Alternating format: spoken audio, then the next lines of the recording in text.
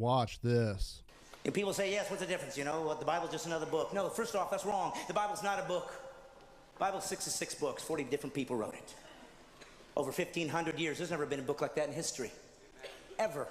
Does that make it the Word of God? No. It just means it's worth considering. Because there's never been a book like this. Gives you some reason to consider it over the others. Well, how about history?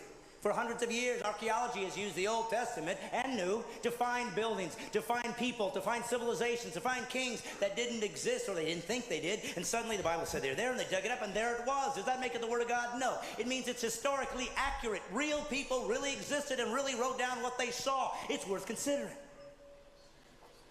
And then they said, we're going to have God show up. And lots of people said that. Lots of religions say it. Don't worry, we'll prove it as a rational God would do. I will do prophecies. I will show that I'm not trapped in linear time, that I can see beyond where you are. I will give prophecies to tell you what the guy, when I show up, when God appears on earth to reveal himself, I'll show you what he's going to look like. Over 300 prophecies. And then a man showed up one day named Jesus. And he said, I'm that guy. And he fulfilled all 300 prophecies. That's impossible. People could say, well, yes, they just wrote it afterwards and filled it all in.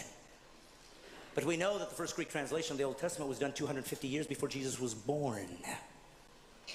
So how could they possibly know that he'd be born in Bethlehem? How could they possibly know he was going to be crucified when crucifixions didn't even exist as a capital punishment yet? How could they know that he'd be betrayed for 30 pieces of silver 250 years before there was a Jesus? Does it make it the Word of God? No, but it's starting to get close. And then Jesus said he would fulfill these things and did miraculous things to prove I'm not just a guy talking like everybody else. Look what I've done. And some people believed and some didn't. That's how humans are. And then he said this, I'm going to prove it to you. I'm going to die. And I'm going to come back to life. Nobody's ever done that. And he died.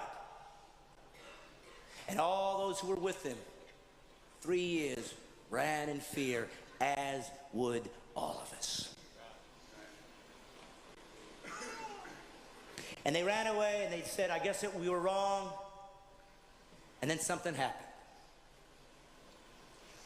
Something happened that made all of these guys come back and be willing to be martyred for this belief system, except for one. Of course, John was sent off, but everybody died a martyr's death. What was it for? Because they thought they were going to get rich? There was no riches here.